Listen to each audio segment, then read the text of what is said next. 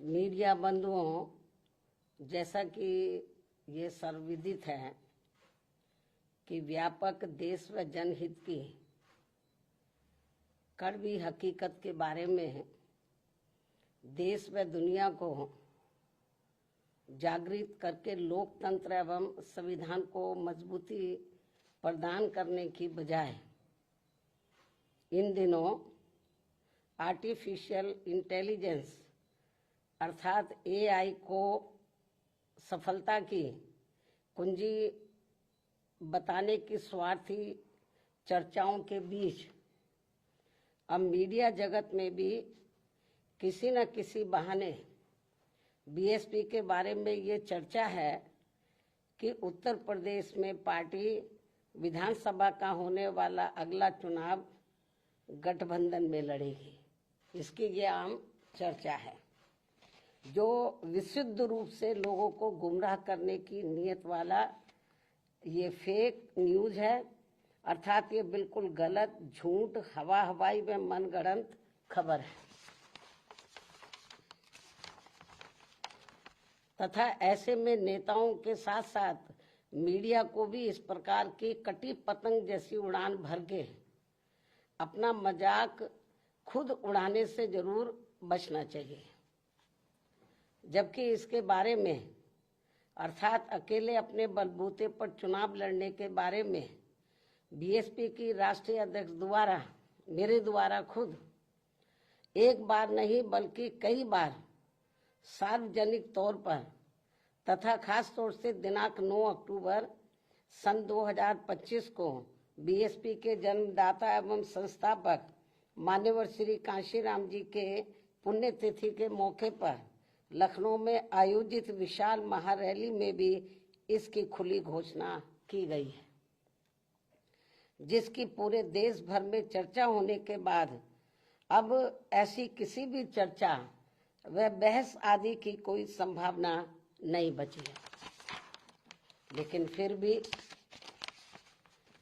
कुछ लोग और कुछ मीडिया भी इनकी घिनौनी साजिश में पड़कर इस प्रकार की फर्जी उड़ान भरकर अपना समय और इमेज दोनों बर्बाद करते हैं, तो इसे फिर बीएसपी विरोधी हथकंडा ही माना जाएगा, जिस पर लोगों को ध्यान देने की बिल्कुल भी जरूरत नहीं है। ये जो उल्टी पुल्टी गलत जो खबरें देते रहते हैं अलायंस को लेकर, तो इस पर लोगों को ध्यान देने की बिल्कुल भी जरूरत नहीं है। वैसे भी बीएसपी के लोगों को ये अच्छी तरह से मालूम है कि कांग्रेस, सपा व भाजपा आदि इन पार्टियों की सोच संकीर्ण व परम पूज्य बाबा साहब डॉक्टर भीमराव अम्बेडकर विरोधी होने के कारण इनका अम्बेडकरवादी बीएसपी से गठबंधन करने की नीति केवल इनके वोटों का राजनीतिक व चुनावी स्वार्थ है तथा इनसे गठबंधन करने से बीएसपी को केवल नुकसान ही नुकसान होता, फायदा नहीं। और इसलिए बीएसपी के लोग अपने 2027 के मिशन में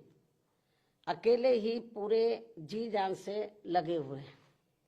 जिस पर से उन लोगों का ध्यान भटकाने के लिए ही इस प्रकार की घिनौनी साजिशें ये लोग करते रहते हैं। ऐसे में पार्टी के सभी लोगों से यही अनुरोध है कि वे ऐसी अनर्गल व मनगढ़ंत बातों पर कतई भी ध्यान ना दें और वे हाथी की मस्त चाल चलते रहे तथा सन 2007 की तरह अकेले ही ये चुनाव लड़कर फिर से बीएसपी की पूर्ण बहुमत की अपनी सरकार जरूर बनाए। इसी प्रकार बीएसपी की राष्ट्रीय अध्यक्ष होने के साथ साथ विशेषकर सुरक्षा खतरों के मद्देनजर दिल्ली में पहले की तरह का टाइप 8 का नया बंगला काफी लंबे समय के बाद अभी हाल ही में अलॉट होने के बारे में भी जो गलत व गुमराह करने वाली बीएसपी को नुकसान पहुंचाने की बातें षड्यंत्र के तहत प्रचारित की जा रही है,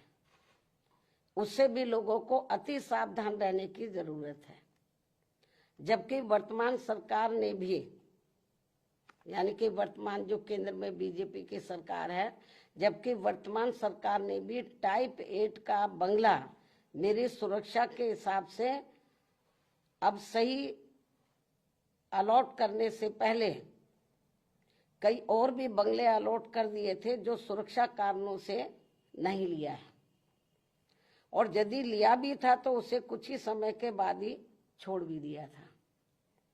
तब फिर अंत में अब मुझे टाइप 8 का सही बंगला अलॉट किया गया है, जिसे मैंने स्वीकार भी कर लिया है। जिसको लेकर भी अब किस्म किस्म की गलत बातें प्रचारित की जा रही हैं, क्योंकि इस मामले में ये बात भी सर्वविदित है कि सपा सरकार के चलते व इनके मुखिया के इशारे पर ही दिनांक 2 जून सन 1995 की लखनऊ स्टेट गेस्ट हाउस कांड में मुझ पर जानलेवा हमला होने के बाद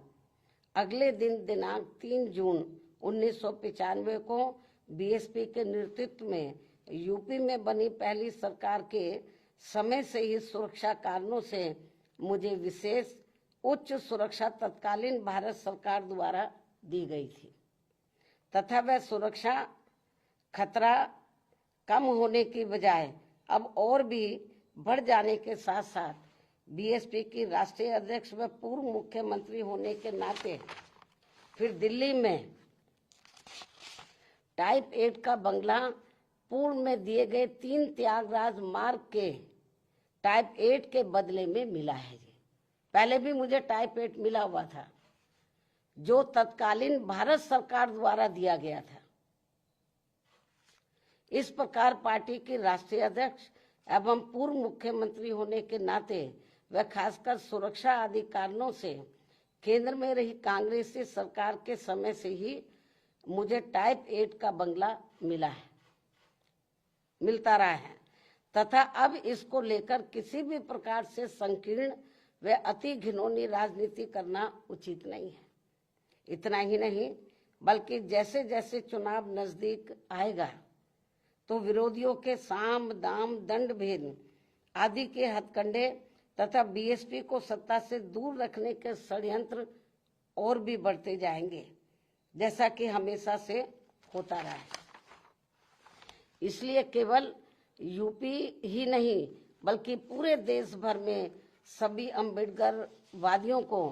विरोधियों के दांत खट्टे कर देने वाली केवल एकमात्र अपनी पार्टी व उसके आयरन नेतृत्व पर पक्का व पुख्ता भरोसा करके परम पूज्य बाबा साहब डॉक्टर भीमराव अम्बेडकर के आत्मसम्मान व स्वाभिमान के मूवमेंट को मजबूती प्रदान करने हेतु मिशनरी भावना के साथ इन्हें पूरे तन मन धन से लगे रहना बहुत जरूरी है। ये मेरी अपील भी है। धन्यवाद। जय भीम व जय भारत।